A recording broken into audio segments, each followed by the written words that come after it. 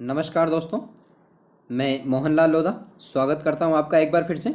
दोस्तों, आज के इस वीडियो में हम मॉडल टेस्ट पेपर सोल्व करने वाले हैं और इस मॉडल टेस्ट पेपर में 60 प्रश्न हैं।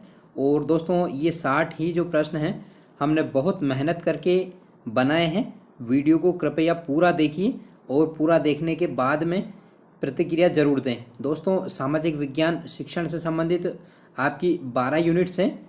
रीट के लिए उन 12 यूनिट्स में से ही प्रश्न सेलेक्ट किए हैं। और दोस्तों, सारे प्रश्न आपकी परीक्षा की दृष्टि से बहुत ही उपयोगी हैं। प्रश्न थोड़े भारी भरकम जरूर हैं, लेकिन वो जो है आपकी परीक्षा की दृष्टि से बहुत ही उपयोगी साबित होने वाले हैं।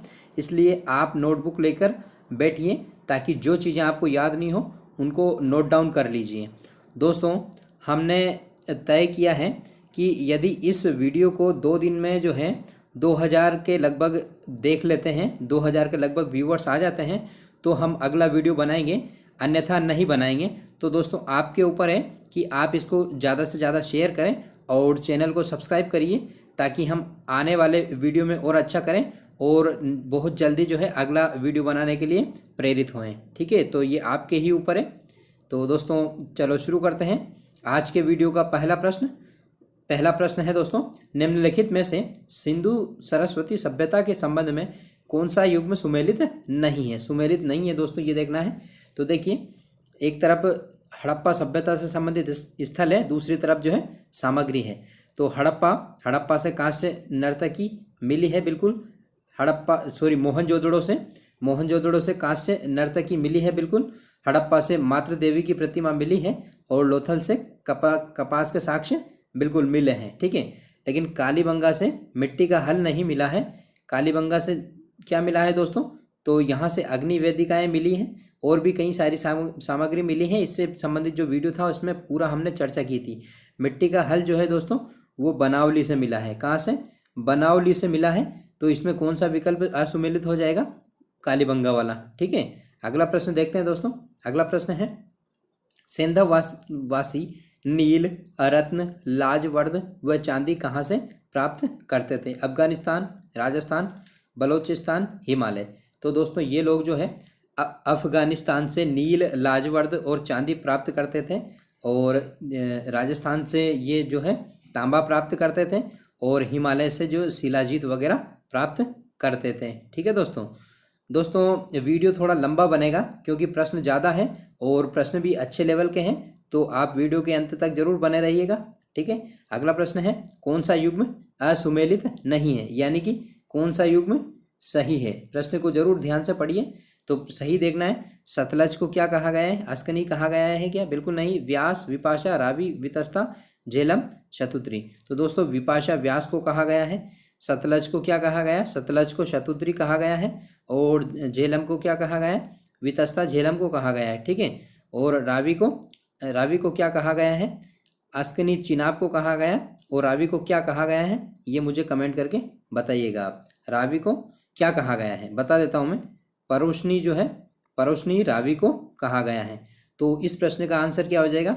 इस प्रश्न का आंसर है व्यास। ठीक है, व्यास विपाशा जो है सुमेलित है, बाकी सुमेलित नहीं है। ठीक है, अगला प्रश्न है दोस्तों, चौथा प्रश्न, निम्नलिखित में से वैदिक आर्यों के संबंध में सुमेलित नहीं है। कौन सा युग्म सुमेलित नहीं है? 3 सुमेलित है और 1 सुमेलित नहीं है। बताना है आपको कौन सा सुमेलित नहीं है। तो एक तरफ विद्वान है और दूसरी तरफ मूल निवास स्थान मानने वाले हैं। मैक्स मुलर ने मध्य एशिया माना है।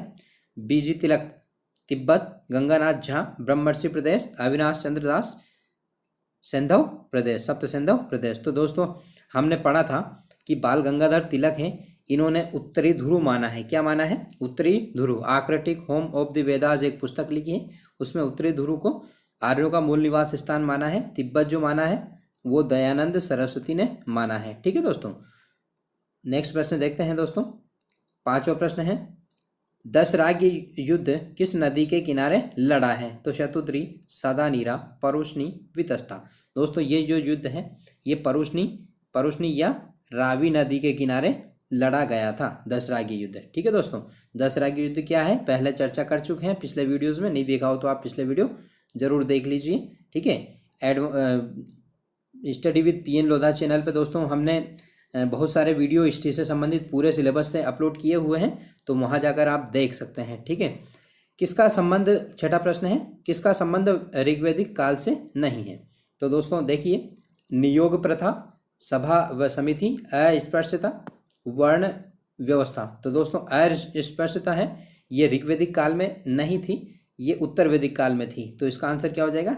अस्पृश्यता। ठीक है, सातवां प्रश्न है, याज्ञवल्क्य व गार्गी संवाद मिलता है, याज्ञवल्क्य व गार्गी संवाद कहाँ मिलता है? कठोपनिषद, बृहदारण्योपनिषद, शतपथ ब्राह्मण, छांदोग्य उपनिषद। इसका आंसर है बृहदारण्य उपनिषद। ठीक है, अगला प्रश्न देखते हैं, आठवां प्रश्न इस प्रकार से है, निम्नलिखित में से सिंधु सरस्वती सभ्यता के संबंध में कौन सा युग सुमेलित नहीं है? ये देखना है। गार्डन चाइल्ड, बाह्य आक्रमण, KUR केनेडी, प्राकृतिक आपदा, मार्शल मैकेराव, प्रशासनिक शिथिलता, स्टाइन व घोष, जलवायु परिवर्तन। बाकी सारे सुमेलित है दोस्तों। मार्शल मैके और राव, इन्होंने प्रशासनिक शिथिलता नहीं कहा है, इन्होंने बाढ़ कहा है। क्या कहा है इसके पतन का कारण? बाढ़ बताया है। ठीक है, तो इसको आप लिख लीजिए नोटबुक में। ठीक है, नवा प्रश्न है, निम्नलिखित में से कौन सा विवाह मान्य नहीं है? ठीक है दोस्तों, आर्ष विवाह, गंधर्व विवाह, प्रजापत्य विवाह और ब्रह्म विवाह। तो दोस्तों जो विधि सम्मत विवाह नहीं है वो गंधर्व विवाह नहीं है। इसके अलावा आसुर विवाह, पेशाच विवाह और राक्षस विवाह है, वो विवाह भी क्या है? वो भी विधि मान्य नहीं है। ठीक है दोस्तों, इसके अलावा जो मान्य विवाह है, एक तो ये आर्ष, प्रजापति, ब्रह्म और इसके अलावा एक देव विवाह है। ठीक है, अगला प्रश्न देखते हैं, 10वां, कौन सा विकल्प सही नहीं है? 16 संस्कार होते हैं, महायज्ञ 5 होते हैं, वर्णाश्रम 4 होते हैं, लेकिन ऋण कितने होते हैं दोस्तों? ऋण 3 होते हैं, देव ऋण, ऋषि ऋण और पितृ ऋण। ठीक है, इस प्रकार से 3 ऋण होते हैं। अगला प्रश्न है दोस्तों, 11वां प्रश्न है, अशोक का महाता का है दोस्तों, ये ना, अशोक का महामात्य कौन था, है ना, यानी प्रधानमंत्री कौन था? तो खल्लाटक, चाणक्य, राधागुप्त, मोगलीपुत्र, तिष्ठित। तो दोस्तों कौन था? राधागुप्त था। ठीक है, 12वां प्रश्न है, अशोक ने धम्म प्रचार हेतु अपने पुत्र महेंद्र तथा संघमित्रा को कहाँ भेजा था? कहाँ भेजा था बताइए? ताम्रपर्णी, ताम्लुक, चीन, ताम्रलिप्ति। तो दोस्तों ताम्रपर्णी या श्रीलंका भेजा था किसको? महेंद्र और श्रीलंका को। ठीक, महेंद्र और संघमित्रा को, महेंद्र और संघमित्रा को कहाँ भेजा था? ताम्रपर्णी या श्रीलंका। ठीक है दोस्तों बोलने में थोड़ी सी मिस्टेक हो जाती है, इसके लिए हम क्षमा प्रार्थी हैं। नेक्स्ट प्रश्न है दोस्तों, 13वां प्रश्न है, अशोक का एकमात्र अभिलेख जिसका संबंध धम्म से न होकर राजस्व से। दोस्तों इसके जितने भी अभिलेख हैं वो धर्म से ही संबंधित है, लेकिन एक अभिलेख है जिससे इसकी राजस्व व्यवस्था की जानकारी मिलती है, वो कौन सा है? सारनाथ, रुमनदेई, सांची, निगलीवा या निगाली सागर। तो दोस्तों कौन सा है? दोस्तों ये है रुमनदेई, जो कि नेपाल की तराई में स्थित है। इसमें दोस्तों ये बताया गया है कि यहाँ पर जो यहाँ की जो यात्रा है वो की थी अशोक ने, और यहाँ 1/6 से 1/8 जो है टैक्स कर दिया था, यानी कि टैक्स कम कर दिया था। ठीक है, कर कम कर दिया था। अगला प्रश्न है, चंद्रगुप्त मौर्य को सेल्यूकस से कौन कौन से प्रांत प्राप्त हुए थे? दोस्तों दोनों के मध्य जो है कब 305 ईस्वी पूर्व में एक युद्ध हुआ था। 305 ईस्वी पूर्व में कब हुआ था? 305 ईस्वी में पूर्व में सेल्यूकस और चंद्रगुप्त मौर्य के बीच में, जिसमें सेल्यूकस निकेटर हार गया था और चंद्रगुप्त मौर्य जीत गया था। तो सेल्यूकस निकेटर ने अपनी पुत्री हेलेना का विवाह चंद्रगुप्त मौर्य के साथ किया था। तो उसने एरिया दिया था, जेट्रोसिया दिया था, अराकोसिया दिया था और एक पेरापोनिस डाई भी दिया था, पेरापोनिस डाई दिया था दोस्तों। ठीक है, इस प्रकार से 4 प्रांत जो है चंद्रगुप्त मौर्य को दिए थे दहेज में। ठीक है, तो इसका आंसर क्या है? उक्त सभी। अगला प्रश्न है दोस्तों 15वां प्रश्न इस प्रकार से है, देखिए इसमें भी मौर्य साम्राज्य के पतन से संबंधित कौन सा विकल्प सुमेलित नहीं है, ये देखना है। एक तरफ इतिहासकार है, दूसरी तरफ कारण है। तो HC राय चौधरी केंद्रीय प्रशासन, और DN झा कमजोर उत्तराधिकारी, DD कौशाम्बी आर्थिक, हरप्रसाद शास्त्री धार्मिक। तो दोस्तों B, C और D जो है बिल्कुल सही है, जो पहला वाला है वो गलत है, क्योंकि HC राय चौधरी ने जो है इसके पतन का कारण क्या माना है? अहिंसक, इसका अहिंसावादी जो नीति है उसको माना है। किसकी? अशोक की, या मौर्य सम्राटों की। लास्ट के जो मौर्य सम्राट थे उनकी अहिंसक नीति को मौर्य साम्राज्य के पतन का कारण माना है। ठीक है, अगला प्रश्न है, मौर्य साम्राज्य में फौजदारी विवादों का निपटारा कौन करता था? धर्मस्थीय, कंटकशोधन, सार्थवा, व्यवहारिक न्यायालय। तो बताइए कौन? कंटकशोधन। ठीक है दोस्तों, धर्मस्थीय में जो है, धर्मस्थीय में दीवानी न्यायालय था ये, और ये जो था ये फौजदारी था, कंटकशोधन। ठीक है,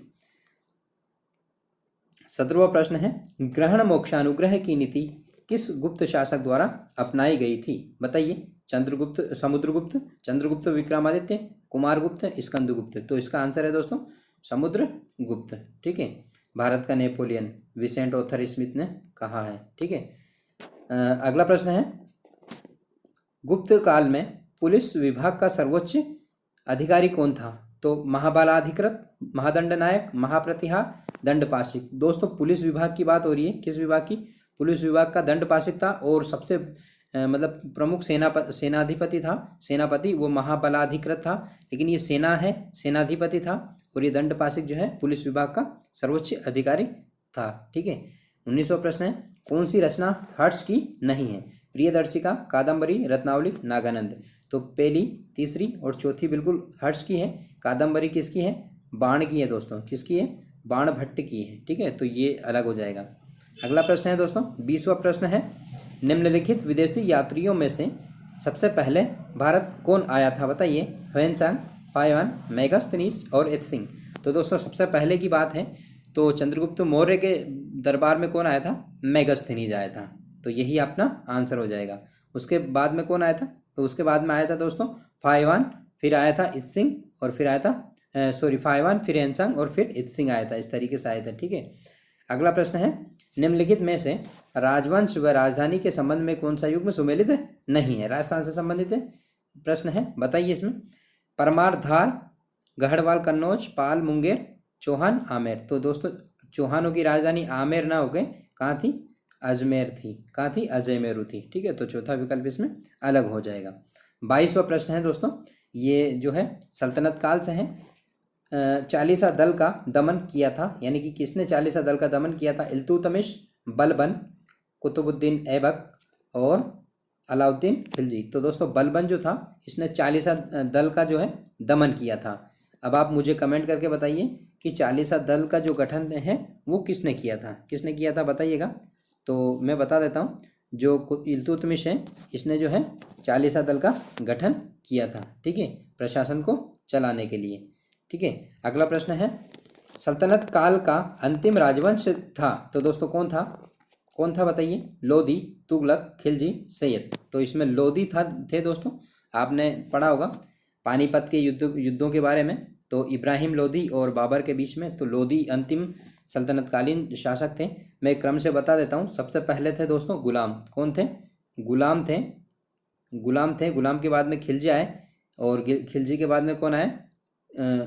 तुगलक आए। तुगलक के बाद में सैयद, और सैयद के बाद में लोधी। तो ये इस तरीके से 5 राजवंश हुए हैं सल्तनत काल में। ठीक है, 1200 सल्तनत काल माना जाता है, 1206 से और 1526 तक। ठीक है, अगला प्रश्न देखते हैं दोस्तों, शेख अहमद सरहिंदी किस सिलसिले से संबंधित थे या किस सिलसिले के थे? बताइए। नक्शबंदी, सुहरावर्दी, कादिरी, शत्तारी। तो दोस्तों ये संबंधित थे, नक्शबंदी सिलसिले से संबंधित थे। ठीक है, भक्ति आंदोलन के अग्रदूत माने जाते हैं किसको? शंकराचार्य, रामानुज, रामानंद, कबीरदास। तो दोस्तों क्या है इसका आंसर?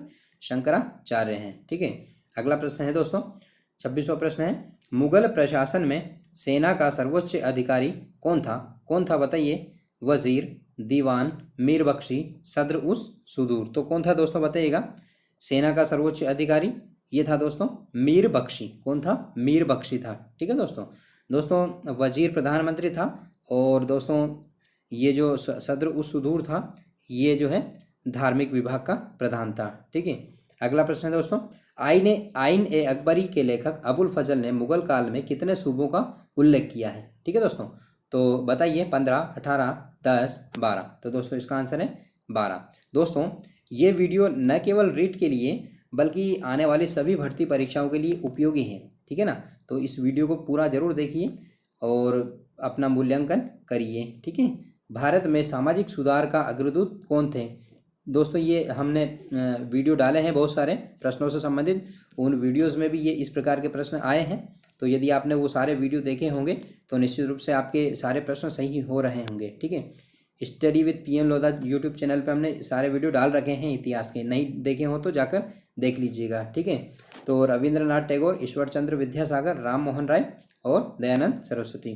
तो दोस्तों राजा राम मोहन राय को भारतीय समाज सुधार का अग्रदूत कहा जाता है। ठीक है, अगला प्रश्न है दोस्तों 29वां प्रश्न।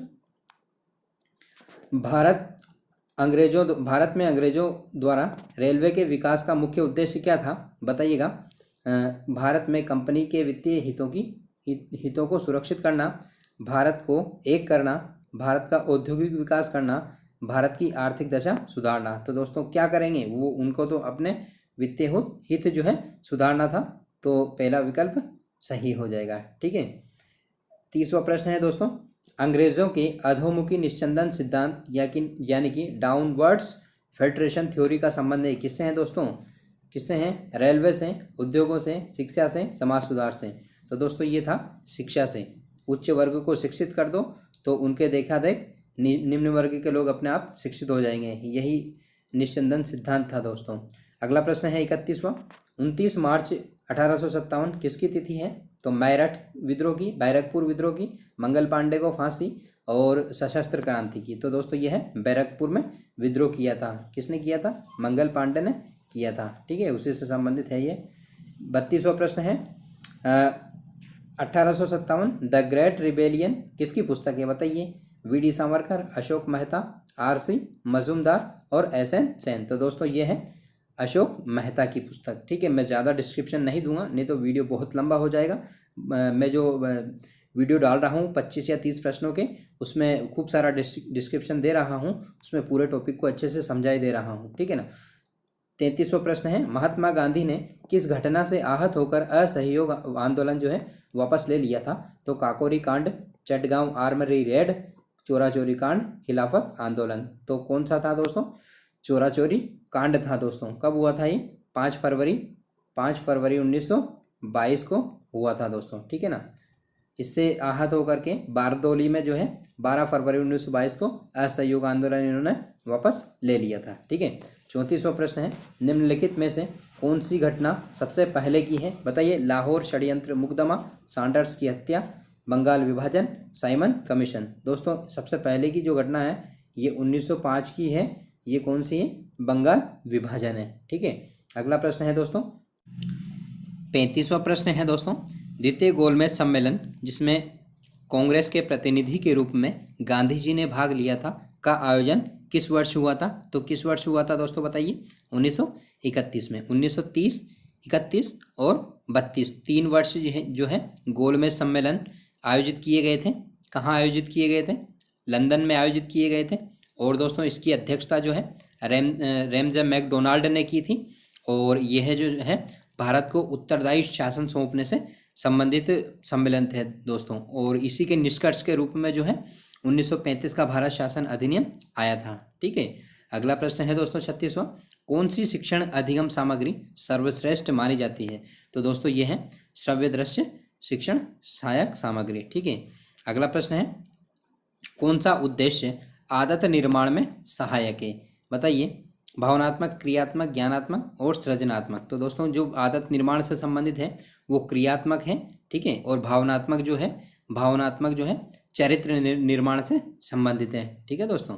अगला प्रश्न है 38वां मूल्यांकन उपागम के प्रवर्तक है कौन है? B.S. Bloom, Benjamin Samuel Bloom. ठीक है। अगला प्रश्न है निम्नलिखित में से कौन सा विकल्प सुमेलित नहीं है? ये बताना है दोस्तों। तो मुदालियार आयोग 1952-53 सही है।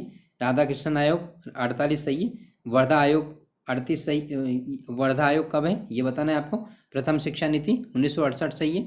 ये वर्धा आयोग जो है दोस्तों 1937 का है। कब का है? 1937 का है। ठीक है। तो ये अलग हो जाएगा। ठीक है। प्रथम शिक्षा नीति दोस्तों 1968 की है और नई शिक्षा नीति 1986 की है। इसमें कंफ्यूज नहीं होना है। ठीक है। 40वां प्रश्न है दोस्तों सेमिनार सम्मेलन योजना किस विधि का भाग है? बताइए दोस्तों किस विधि का भाग है? क्रियात्मक अनुसंधान, प्रयोजना, सामाजिकृत अभिव्यक्ति, समस्या समाधान। दोस्तों इस प्रश्न का आंसर मुझे कमेंट करके आप बताइएगा, तभी पता चलेगा कि आपको शिक्षण विधियों की कितनी जानकारी है। ठीक है, बताइएगा कमेंट करके। अगला प्रश्न देखते हैं दोस्तों। 41वां प्रश्न है, राजस्थान के दक्षिण पूर्वी भाग में उच्च ताप पाए जाने का क्या कारण है?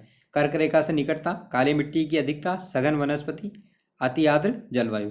दोस्तों वैसे तो देखने में तो पहला और दूसरा दोनों विकल्प सही हैं, लेकिन इसका ज़्यादा सटीक आंसर जो है वो काली मिट्टी की अधिकता है दोस्तों। ठीक है, कर्क रेखा से निकटता तो है, लेकिन काली मिट्टी की अधिकता की वजह से जो है ये जो है तापमान को एब्जॉर्व करती हैं, जिसकी वजह से यहाँ तापमान ज़्यादा पाया जाता है। ठीक है, अगला प्रश्न है दोस्तों, निम्नलिखित में से कौन सा विकल्प क्रमशः आंवला मंडी, इसबगोल मंडी, मिर्च मंडी, धनिया मंडी व प्याज मंडी को सही प्रदर्शित करती है? तो बताइए दोस्तों 42वें प्रश्न का आंसर क्या होगा? 42वें प्रश्न का आंसर है दोस्तों चोमू, भीनमाल, टोंक, रामगंज मंडी और अलवर। ठीक है दोस्तों, बी वाला आंसर हो जाएगा इसका। ठीक है, अगला प्रश्न देखते हैं दोस्तों। प्रश्न अब आगे और भी ज़्यादा डिफिकल्ट आने वाले हैं, तैयार हो जाइए। नेक्स्ट 43 प्रश्न है, जिप्सम, तांबा, फेल्सपार, रॉक फॉस्फेट कहाँ उत्पादित होते हैं दोस्तों? बताइएगा। तो 43वें प्रश्न में देखते हैं, जिप्सम जो है भदवासी, नागौर इस प्रकार से है। तांबा कहाँ है? झुंझुनू में है। फेल्सपार कहाँ है दोस्तों? बताइएगा। फेल्सपार कहाँ है? फेल्सपार डूंगरपुर में है। और रॉक फॉस्फेट किस में है? उदयपुर में है। तो इसका आंसर क्या हो जाएगा? इसका आंसर हो जाएगा दोस्तों 2 3 4 1, 2 3 4 1। तो 2 3 4 1 देखते हैं कौन से विकल्प में है। 2 3 4 1 किस में है? पहले वाले में, पहला वाला आंसर हो जाएगा। ठीक है, अगला प्रश्न भी इसी प्रकार का है दोस्तों, लेकिन आपकी परीक्षा की दृष्टि से बहुत महत्वपूर्ण है। बताइए 44वें प्रश्न का आंसर, राजस्थान वित्त निगम की स्थापना कब हुई थी? 1955 को हुई थी। लघु उद्योग निगम राजसिको की स्थापना 1961 को। प्रथम औद्योगिक नीति 78, हथकरघा 84। ठीक है, तो इसका 1 2 3 और 4 इस प्रकार से आंसर हो जाएगा दोस्तों। देखते हैं कौन सा विकल्प सही है। 1 2 3 4 किस में है? चौथे में। ठीक है, ये आंसर हो जाएगा। अगला प्रश्न देखते हैं दोस्तों 45वां प्रश्न। 45वां प्रश्न इस प्रकार से है, पर्वत श्रृंखला एक तरफ और दूसरी तरफ सर्वोच्च शिखर है। ठीक है, तो सतपुड़ा कहाँ है दोस्तों? बताइएगा। 45वां प्रश्न में सतपुड़ा कहाँ है? सतपुड़ा का सर्वोच्च शिखर धूपगढ़ है। ठीक है, और मेघालय का अमरकंटक है। मेघालय का अमरकंटक है।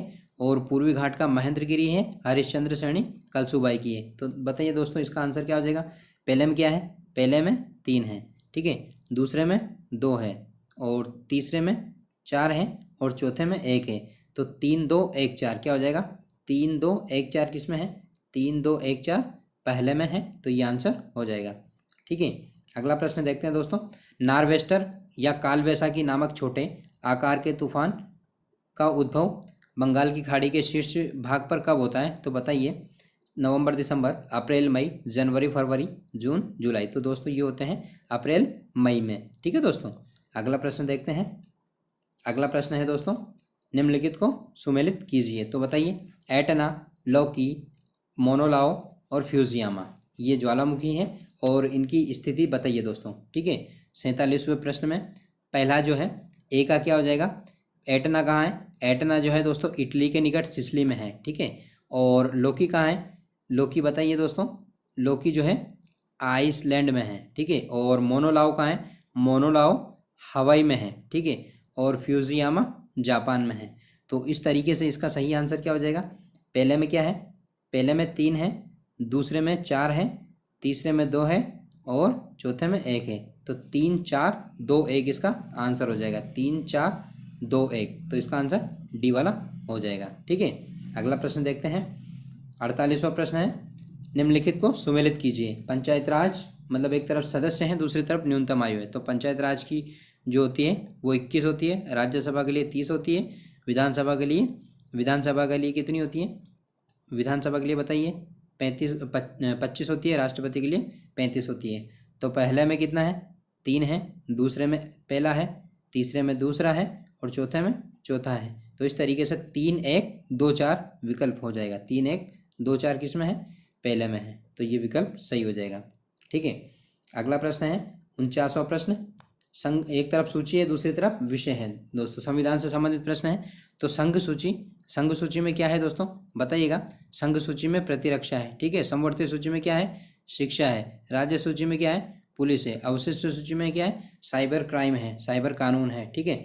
तो इस प्रकार से पहले में दूसरा, ठीक है, पहले में दूसरा और दूसरे में तीसरा, तीसरे में पहला और चौथे में चौथा। तो इसमें भी आंसर क्या हो जाएगा, 2 3 1 4। 2 3 1 4 किस में है, बताइएगा। 2 3 1 4 पहले में है, ठीक है। अगला प्रश्न है 50वां प्रश्न है दोस्तों, बताइएगा 50वें प्रश्न का आंसर क्या होगा।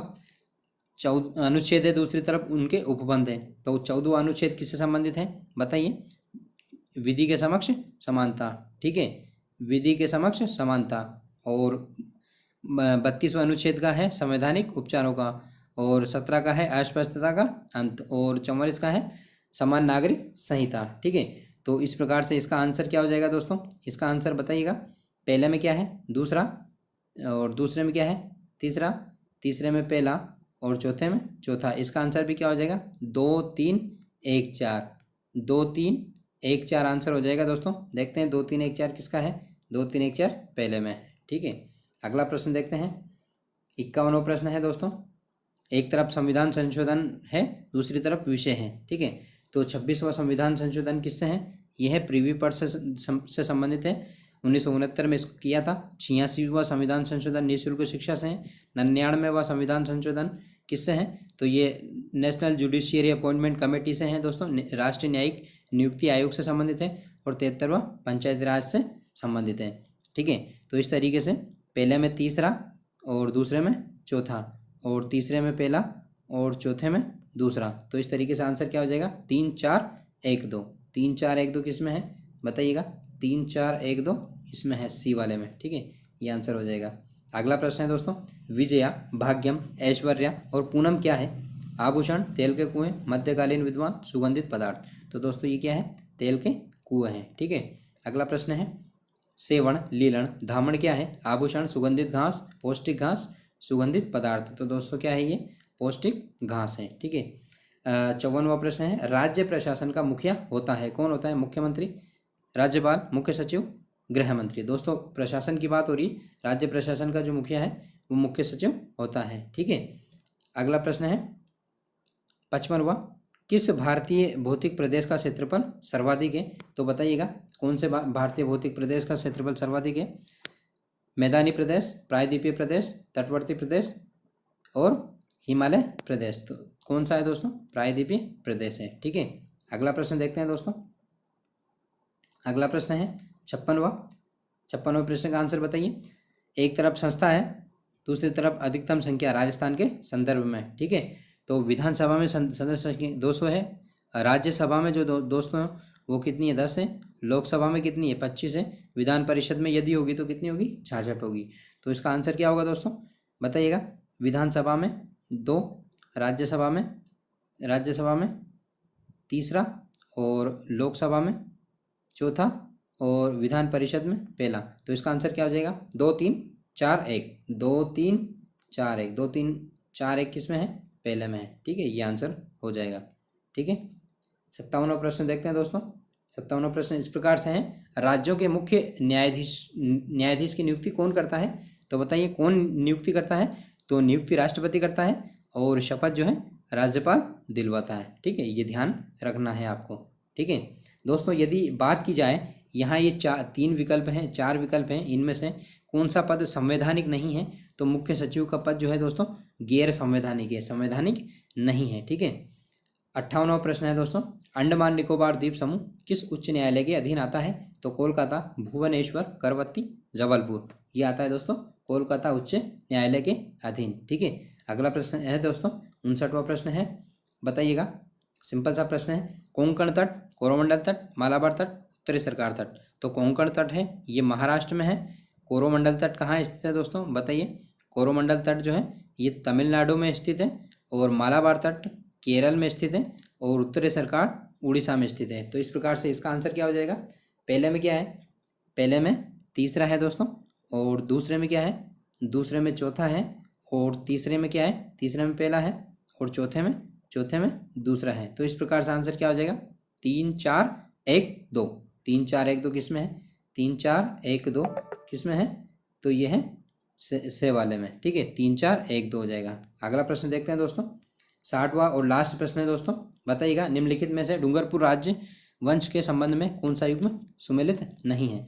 तो आस्करण मुगल अधीनता 1577 में, बिल्कुल सही है। जसवंत सिंह सहायक संधि 1818 में, बिल्कुल सही है। लक्ष्मण सिंह संविधान सभा के सदस्य थे, बिल्कुल सही है। सामंत सिंह 1857 में अंग्रेजों की सहायता, तो दोस्तों ये बिल्कुल गलत है। तो इसका आंसर क्या हो जाएगा? डी वाला हो जाएगा, ठीक है दोस्तों। तो इस प्रकार से दोस्तों आज के वीडियो के हमने 60 प्रश्न देखे हैं। आशा करता हूँ आपने पूरा वीडियो देखा होगा और सारे प्रश्नों को अच्छी तरीके से समझा होगा। दोस्तों प्रतिक्रिया जरूर दीजिए अपनी और बताइए कि प्रश्नों का लेवल किस तरीके का था। दोस्तों आपसे एक रिक्वेस्ट है कि आप चैनल को जरूर सब्सक्राइब करिए और इस वीडियो को ज़्यादा से ज़्यादा लोगों तक शेयर कीजिए। यदि आप लोग 2000 तक इस वीडियो को देख लेते हैं, 2000 लोग तक 2-3 दिन में, तो दोस्तों आगे इस प्रकार के वीडियो बनाना संभव होगा। नहीं तो दोस्तों वीडियो बनाना संभव नहीं होगा। इससे दोस्तों हमें कुछ प्रतिफल मिलने वाला नहीं है, लेकिन हम चाहते हैं कि हम जितने भी वीडियो बनाएं वो ज़्यादा से ज़्यादा लोगों तक पहुँचे और उसका लाभ ज़्यादा लोगों को मिले, ठीक है ना। इसलिए हम चाहते हैं कि कम से कम 2000 लोग इस वीडियो को 2-3 दिन में देख लें, तभी अगला वीडियो बनाएंगे। नहीं तो दोस्तों सोचना पड़ेगा। और आपको पता है कि study with PN Lodha YouTube channel पर मैं क्रमशः क्लासें ले रहा हूँ सिलेबस के अकॉर्डिंग, तो उसके ऊपर भी मुझे सोचना पड़ेगा यदि आप ये वीडियो नहीं देखते हैं तो, ठीक है ना दोस्तों अंत में मैं कहूँगा कि प्लीज़ इस एडवांस स्टडीज़ यूट्यूब चैनल को ज़रूर सब्सक्राइब करिए और बेल आइकन का बटन भी दबाइए, ताकि जो भी वीडियो इस पर डालें उसका अपडेट आपको समय पर प्राप्त हो जाए, ठीक है दोस्तों। आज के वीडियो में इतना ही। वीडियो को अंत तक देखने के लिए आपका बहुत बहुत धन्यवाद।